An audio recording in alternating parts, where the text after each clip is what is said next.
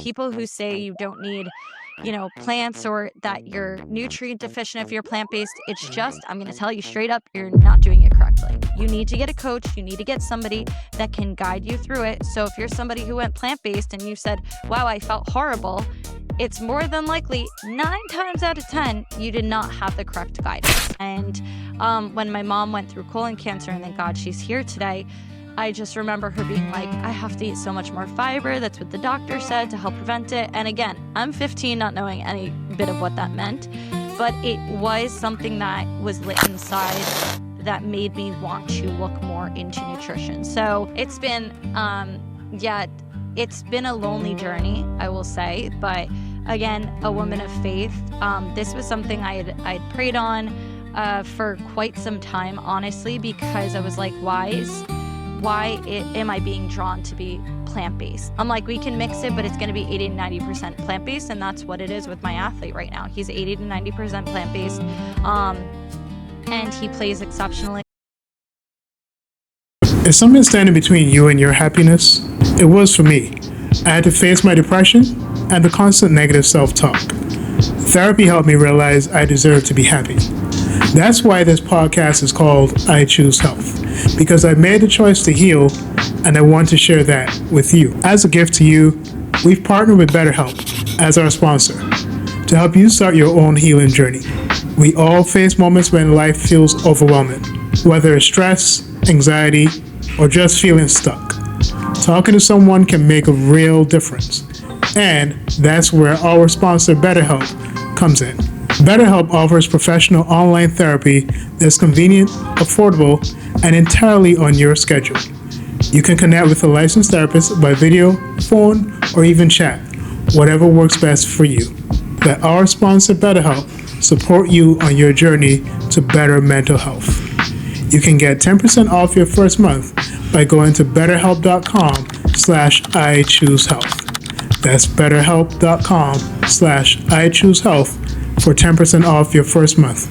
Take the first step toward feeling better today. As a teenager, I decided to live better, so I gave up the meat, eggs, and cheddar. At 20 and 30, I wanted more, so I strengthened my mind and my core. Living a life that is healthier and wealthier because I choose health.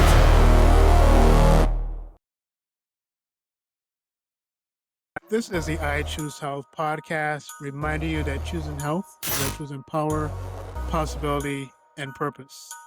And today's guest is someone who knows a lot about what it takes to perform at a high level. And for many of us who just resort to at least thinking about performance as only a physical thing, our next guest is going to let us know how much nutrition plays a significant role in that. And so we're excited to have someone who is a nutritionist to an NBA All-Star and to many other professionals who are trying to become their best selves. And so I'm very happy to welcome to the show today, Julia Furlipa. What a nice warm introduction. Thank you for having me on the show. It's so nice to be in a flip seat, right? Instead of doing the interviewing, it's going to be I'm in the hot seat. So Yeah. I'm ready for whatever questions you have to throw my way. So Julia, I know, all three of us are personal trainers, Mm-hmm. but, we haven't worked as you have as being a certified nutritionist. And so as trainers, especially in New York City, we're told like, hey, you can't be doing any nutrition stuff, not create any plans, just straight up personal training. But walk us through what led you to start as a nutritionist, why this field of work? Yeah. So I actually have a super diverse background. I turned 30 this year, although I tend to get that I'm much younger, which I'll take. Yeah. But there's and I've worked in a lot of different fields, and ever since I was young, I'll go back to when I was 15. At the time, my mom was diagnosed with colon cancer. My one grandma had just passed away. My other grandma was diagnosed with bladder cancer. My cousin just was diagnosed with cancer. My best friend's mom had passed away to lung cancer. My boyfriend's father at the time had pancreatic cancer. And when I tell you, it was just so much for a 15-year-old to watch in my family and friends and everybody suffer around, from even teachers at my school, from any kind of diseases, heart disease, I knew that it wasn't just this. I was like, there's no way these good people can suffer this much. And so for me, at 15, I did theater for about 20 years of my life. Singing, dancing, acting. I did auditions. I loved performing. And so it was a lot of pressure on my body as well. So that's what got me into the route of training. And so I was at the gym 15 years old. So I've had quite a long relationship with the gym right now. And with nutrition, the more and more I learned about cancers and what was going on, the more I was intrigued of maybe McDonald's is not necessarily the healthiest dinner we should be having. And when my mom went through colon cancer, and thank God she's here today, I just remember her being like, I have to eat so much more fiber. That's what the doctor said to help prevent it. And again, I'm 15, not knowing any bit of what that meant, but it was something that was lit inside that made me want to look more into nutrition. So throughout college, I actually went for theater education, to be a teacher. That was my main goal. I was like, I'm going to be a teacher. I love health. I love nutrition, but I didn't really know any career fields with nutrition and with health. And I was like, okay, you know what? I'm 18 years old. Let me decide what I want to do for the rest of my life. So let me go ahead and be a teacher. Um, as I was going down that route, I was just so passionate about cooking. I was so passionate about the food I was eating that even in graduate school, I went for higher education administration. I did a publication that's now in a textbook, and I realized how much I loved research and evidence. And so the combination of learning, research, and also my passion for nutrition, I took my own route to learn nutrition. And at the time, again, I'm 21, 22, finished my master's at 22 years old. I'm still so young. I worked at a college in emergency crisis.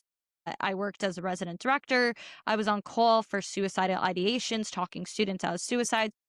For me, health was always the thing I was passionate about: mental health, physical health, spiritual health, and what I was eating.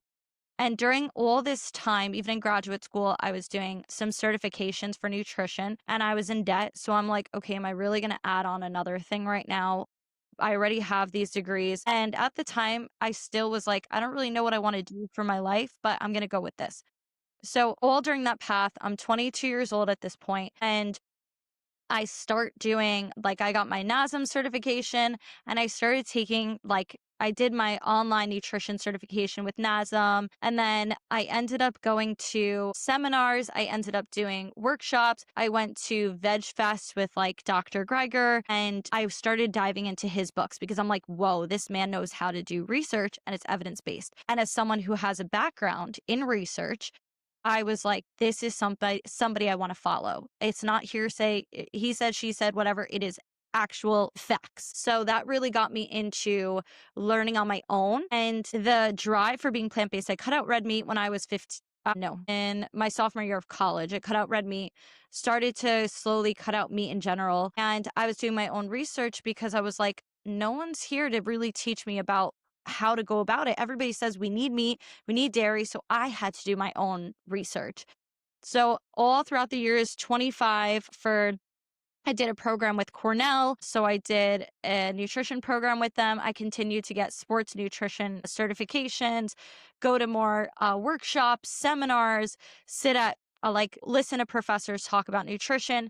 And then I ended up working for a vegan company where I worked directly with a registered dietitian who, she could tell how passionate I was. And she's like, you know as much as I do. And she's like, it's crazy that you're obsessed with this. And it's true. Like, I get very obsessed with nutrition. So for me, I was like, well, I don't really want to do clinical work for nutrition.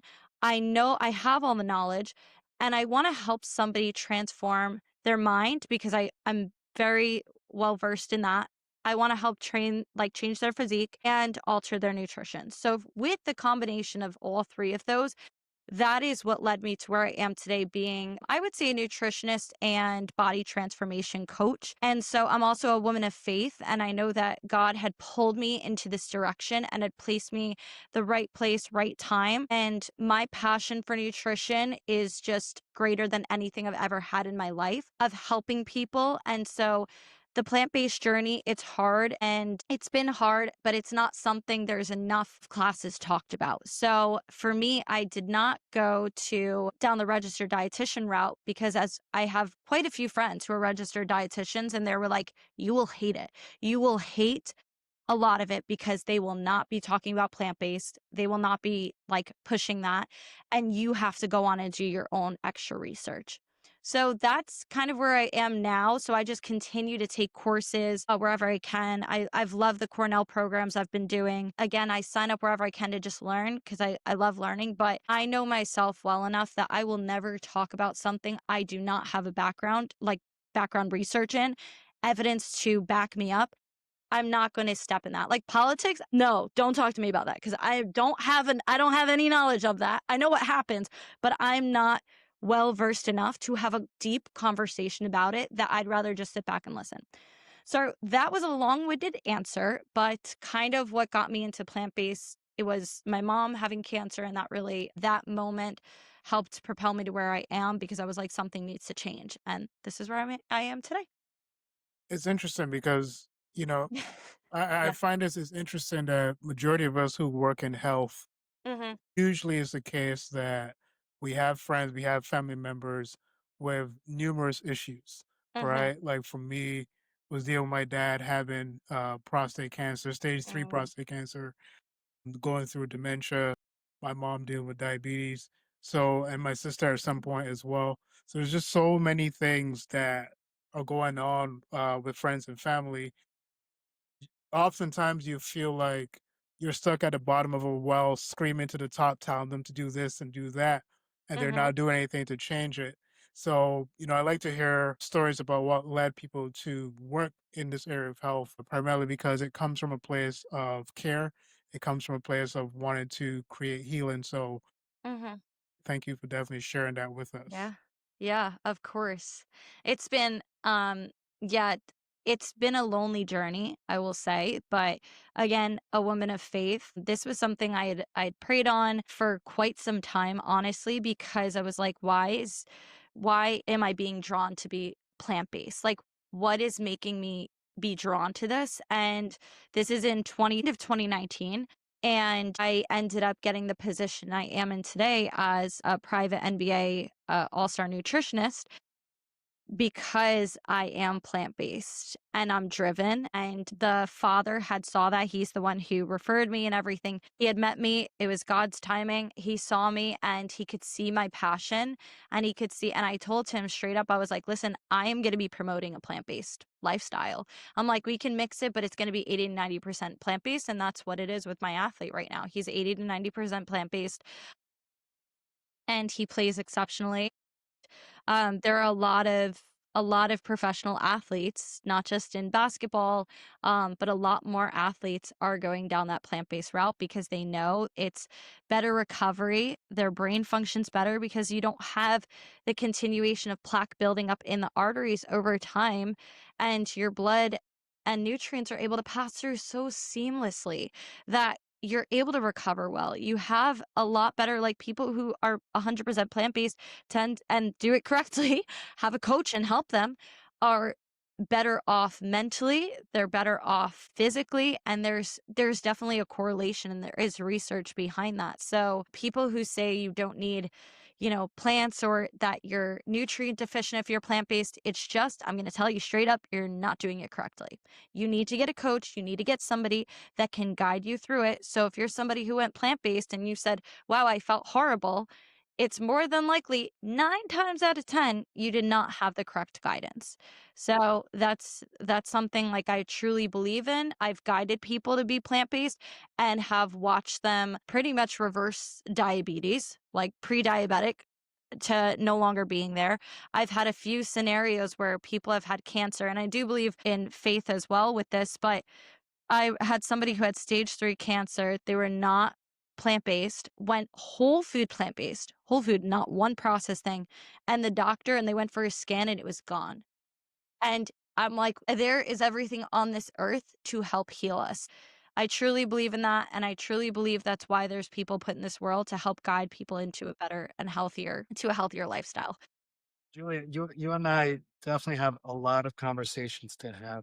I Yeah, probably spent the last 10 or 15 years researching primarily via plant medicine, via herbology and Eastern medicine, anti-cancer remedies, anti-diabetes. So we have a lot to talk about: bitter melon and pumpkin leaf love that. and soursop. I just saw this, the Rastafarians, who I adore and consider myself to be a Taoist Rastafarian. I recently just saw that they seep a combination of moringa leaf, Oh, soursop leaf, and this is a new one that I heard, guinea hen weeds. And they swear that the three of them together have an incredible anti-cancer effect, cancer killing effect. And I I knew about believe it. soursop for a long time. Soursop, aka graviola, is considered to be by many herbologists to be one of the most potent cancer destroyers out there.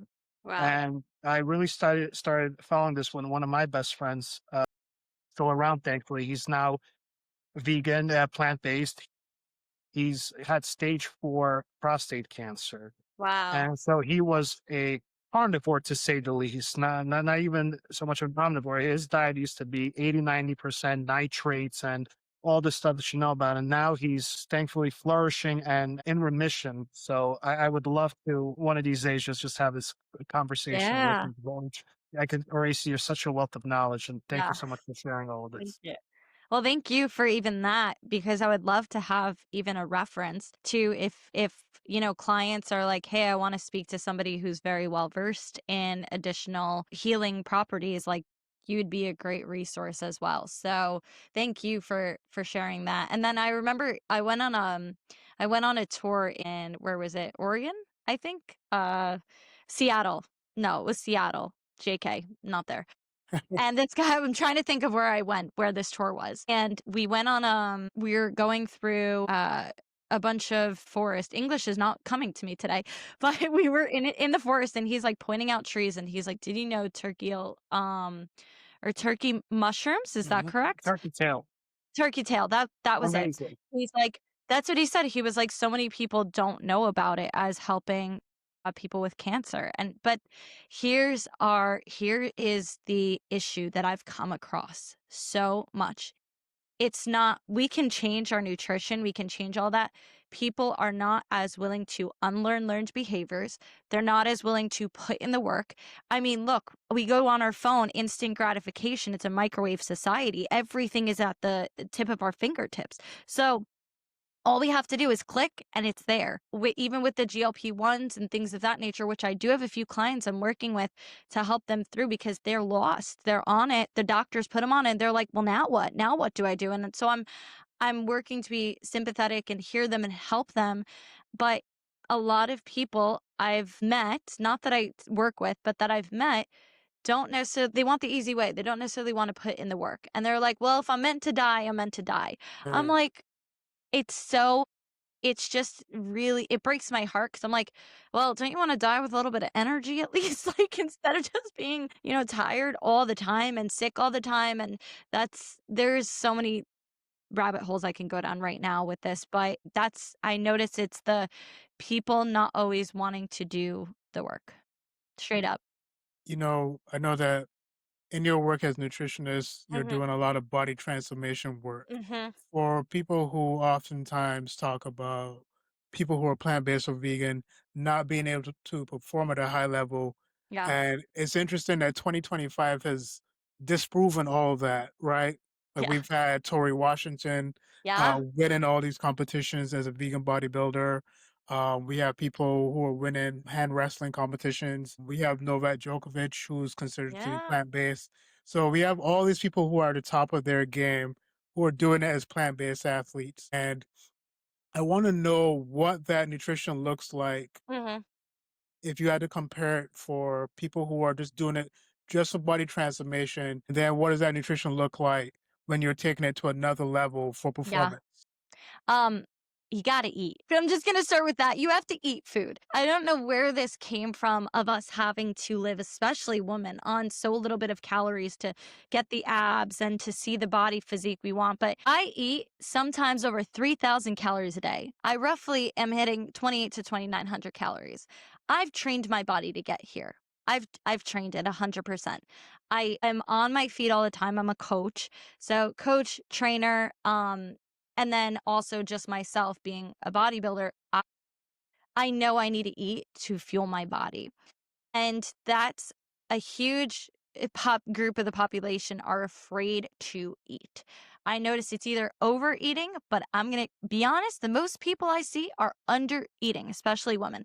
A lot of under eating and then staying in this, I don't want to say staying stuck, but their body is not going to change. So I'm like, okay, go ahead and stay at your 15, 14, 1,300 calories, continue to do what you're doing if you don't want to make a change. But if you do want to make a change, you can't stay there. That's not working for you. So that is just my first point. So then when you're working with, I'll talk about my everyday athletes and I'll talk about professional athletes. So everyday athletes, it's not your full-time job to be worried about your nutrition all the time and whatnot. So I make it, even for my own coaching, I make it doable. I'm like, okay, how do we, and I tell them, I'm like, I have hand methods for them to follow.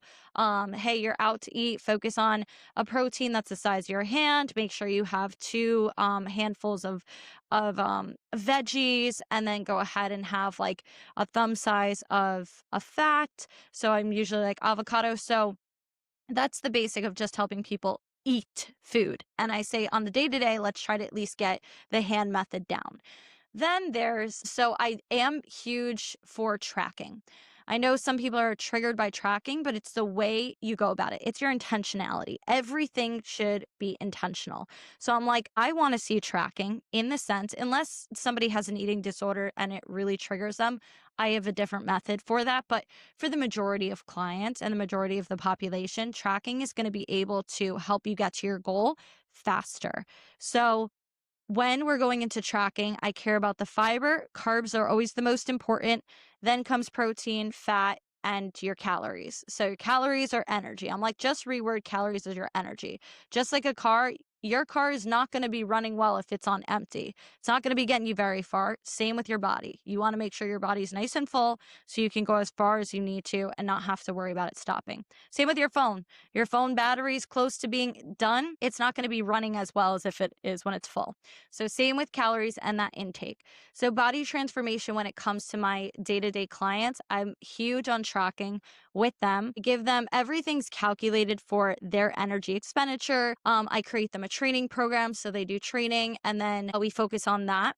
But I harp on, if they're newer to fiber and they're not plant-based, we work on increasing fiber throughout. Otherwise, they're going to be bloated and gassy and in pain.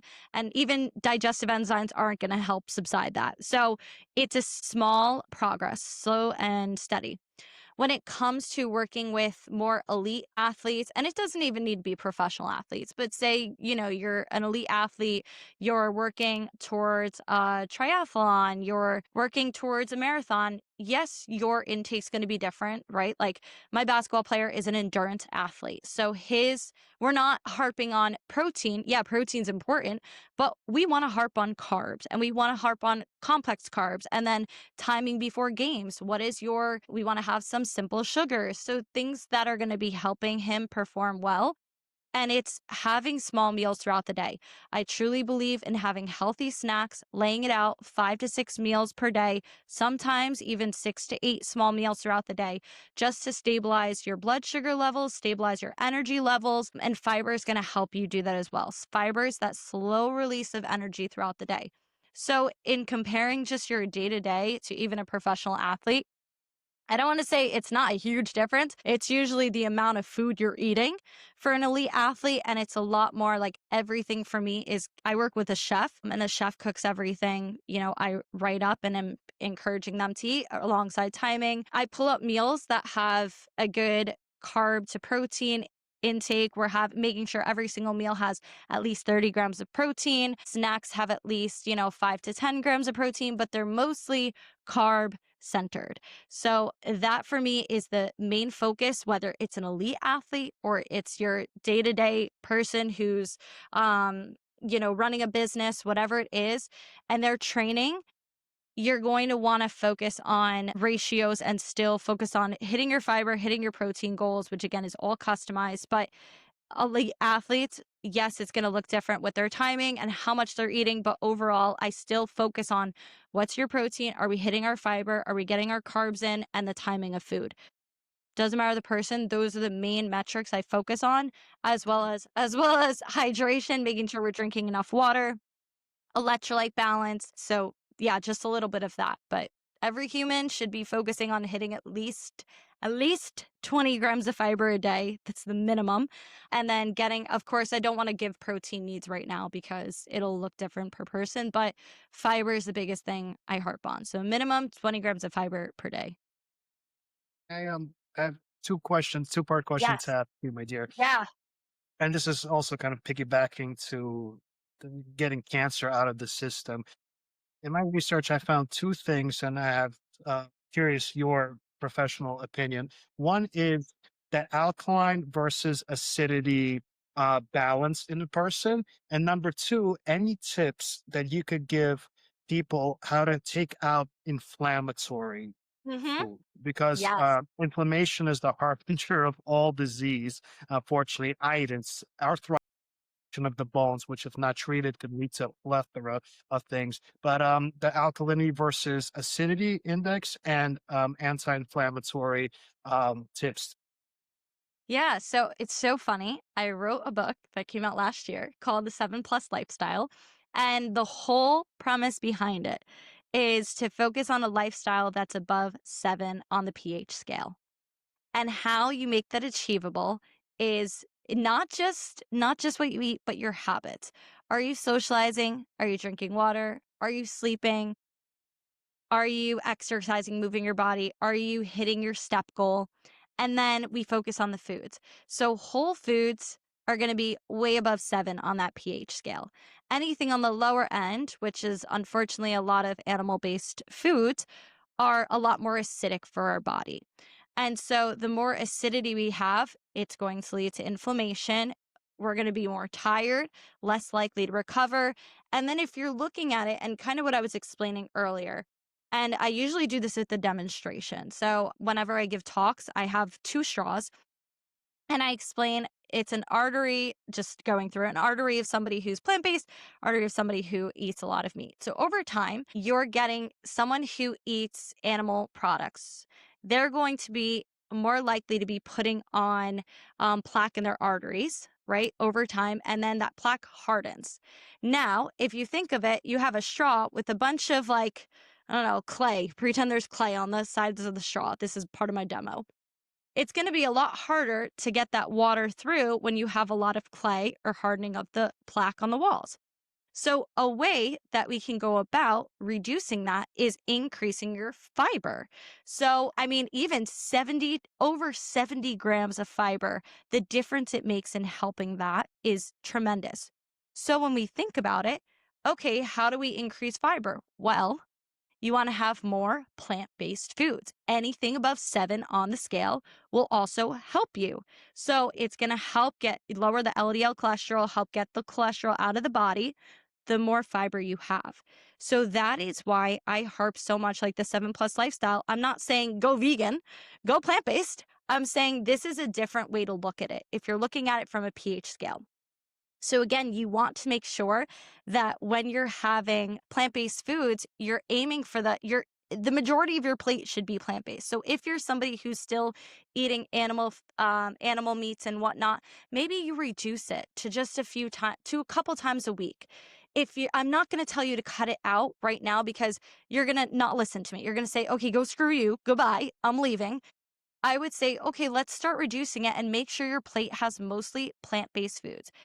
Dairies should be cut out first. When people ask me, like, what should I cut out first? I'm usually like, dairy should be cut out first, even before meat. I'm like, if you have to cut out one thing, cut out the dairy. So that's my huge thing because saturated fat, dietary cholesterol, and trans fat all again, it's going to create the plaque in your arteries. Trans fat should be nothing. All the baked goods, shit, or excuse me, didn't mean to curse, stuff should be cut out first. And then the saturated fat, some plant-based foods do have saturated fat. You can easily cut that out, but 90% of them do not.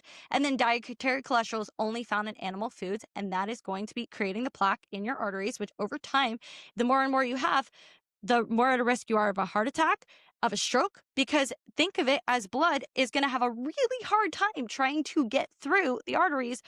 And then you think of even with your brain health, like your brain's not going to function as optimally. You're going to feel a lot more lethargic because the blood is not, and the nutrients are not passing through as quickly. Whereas somebody who's eating all plant-based foods, they're eating so much fiber in a day. Like my fiber is usually 70 grams or greater a day. People ask me, where do you get all this energy? I'm like, it's part of my personality, but also the food choices I make, and I'm eating food. I'm not neglecting food. I eat food and I enjoy food. And I work out and I take care of myself. I don't drink alcohol. So that is my like just little explanation of like, if you're somebody who's eating animal foods, that's going to be lower on the pH scale. And that unfortunately is adding to creating a higher risk of issues for heart disease and increasing your cholesterol and all of that. So when we look at the scale, I say focus on the 7 or above. And then I also like to tell people, you can be the healthiest plant-based person in the world. If you are not taking care of your stress levels, if you are doing a job that you hate and but you're eating amazing and you're sleeping and you're doing this, that stress is still going to catch up to you. So it's a whole spectrum you want to focus on. And that's why I, even as a coach, I focus on all those aspects. I'm not just your nutrition coach, and I could be, but I focus a lot on the whole person because all of those traits are important in helping you live a 7+ lifestyle life per se. So that's what I talk about in my book. It's a handbook. It's super easy. It's not like a lot of facts and everything. It's more just basic information for somebody new to health. And so we focus on that. And then the other point you brought up is inflammation. And dairy's the number one.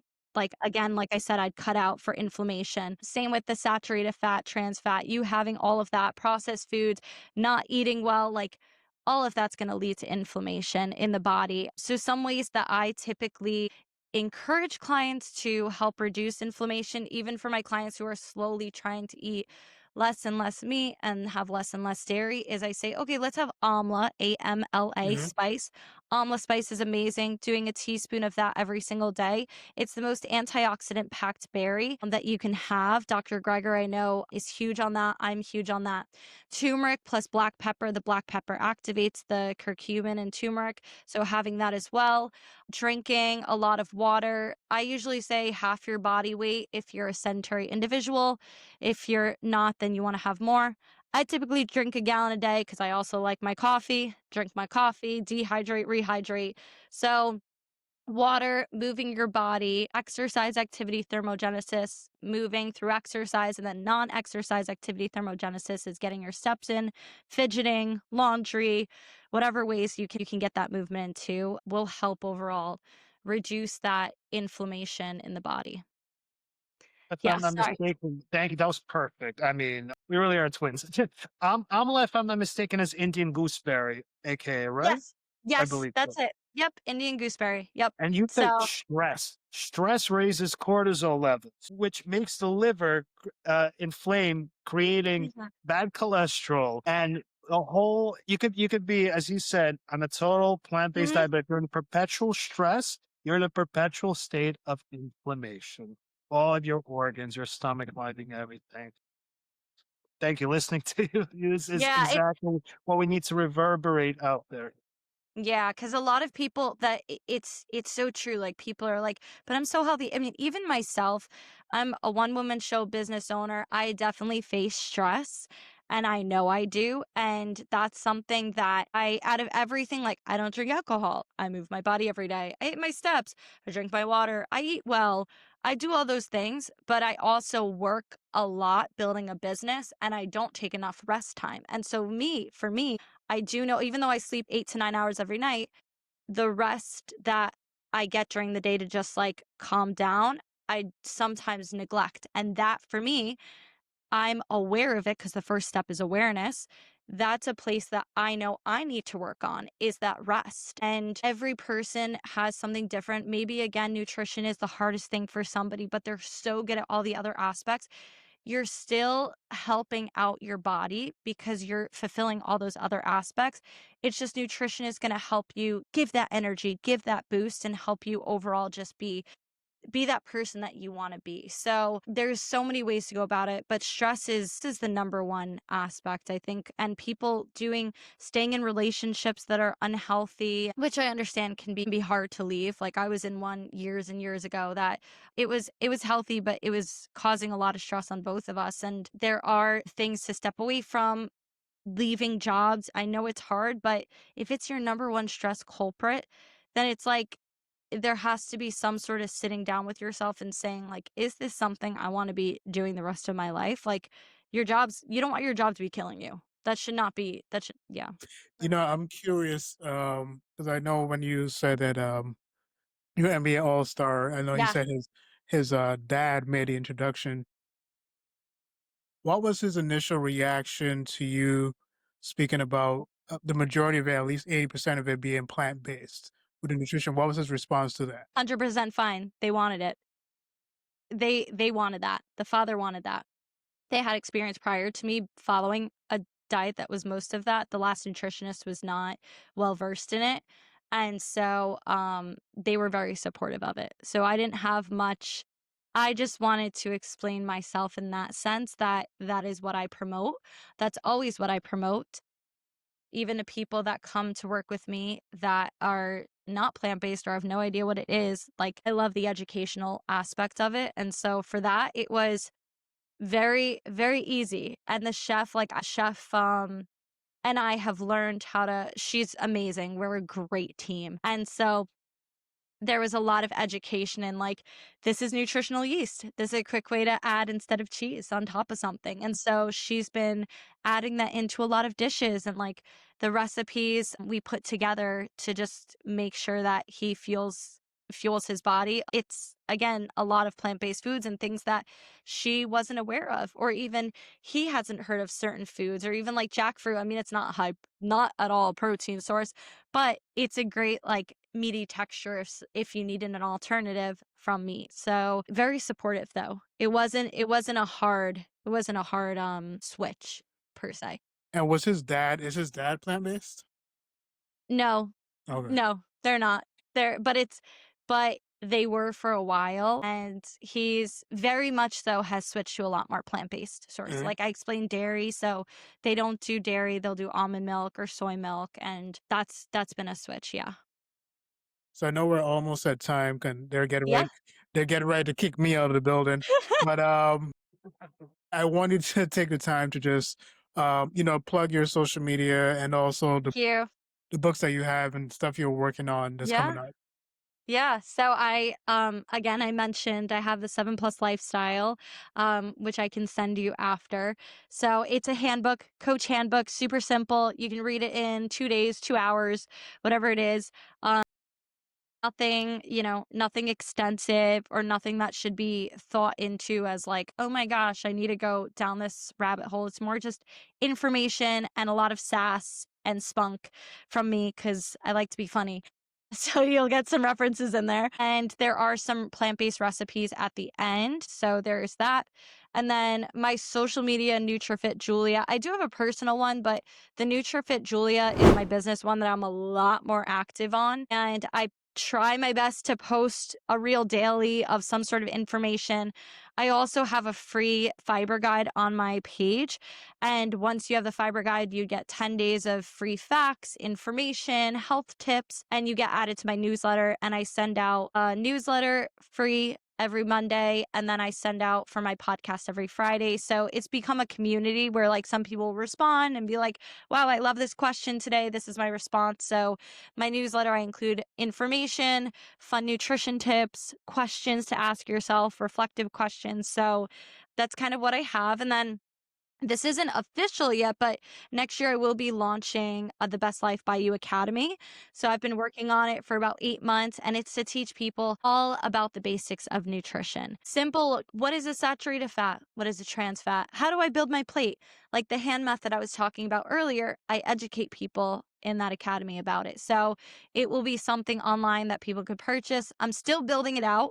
I'm almost done with the courses, but it's been something I've been passionate about, to just teach people about the basics in layman terms and nothing too excessive, and teach people how to grocery shop, how to meal prep healthy foods for your kids, and how to find your why. Like, what is your why in what you're doing? So that will be a 2026 release. Again, I'm still working on it. It's been such a long process, but that will be something coming out next year. So a lot of good things to come. Again, plate is very full. I have amazing clients now that I work with. I still Good do. metaphor. Yeah. So I have for my, what's it called? Right now, what I do personal training, virtual, in person, in the White Plains area. And then I also do online nutrition strategy success calls, 45 minutes. I help clients, in every aspect. I have one coming up after this. So every aspect of nutrition, they can book as many calls they want with me once a month, 4 times a month. And then I do a whole body VIP transformation coaching program where I provide a training program for them that's 4 months. You lock in. We have weekly calls on Zoom, weekly goals that we set together. I provide a kickstart guidance plan, a nutrition guidance plan for you to follow. We track. I provide your macros of what you're going to be intaking. So that's a whole body transformation. And all my clients have seen a full body transformation. I cannot promise you that the scale will change, but I can promise you that your entire physique will change.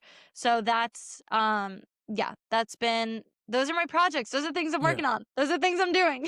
And the Best Life by You Best Life podcast. by You podcast. Yes, I That's forgot. Did I yeah. not? Well, no, you said that airs every Friday, correct? Yes, every Friday, 8 a.m. And I cannot wait to have you guys on it this Friday. Yeah, wait. It won't be out for probably because I have, all of them are scheduled. So it's not Right. live, but they're all scheduled. So yours will probably be in January coming out. So I do a solo episode one week that's educational. And then I do a podcast guest every other Friday. So that's been manageable for now. So that's what I'm So doing. for those of you guys watching, so Best Life by You podcast airs at 8 a.m. That's Eastern. So just Eastern, remember, yeah. our podcast is at 11, so you have time to Yeah. watch hers at 8 and then watch ours at 11. All right. Yes. Love that. Oh, but no, this was great, Julia. I really do Thank you appreciate so this. much. And we're looking forward to meeting you on Friday to do your Yes. podcast. And so I'm so excited. we'll see you then. And guys, just reminding you that this is the I Choose Health podcast. I'm your host, Stephen Leslie, reminding you that choosing health is about choosing power, possibility, and purpose. Welcome to week 37 of 52 Choices. This week, we're saying to read or listen to one personal development book this month. One book, 1 month, that's it. Reading or listening to personal development consistently rewires how you think, handle stress, and make decisions. You don't need more motivation, just better input. Reading stimulates neuroconnectivity and improves cognitive function and empathy. Audiobooks activate similar brain regions as reading, improving comprehension and memory. Regular learning is linked to reduce stress and improve mental resilience. Bottom line is better input equals better thoughts equals better choices.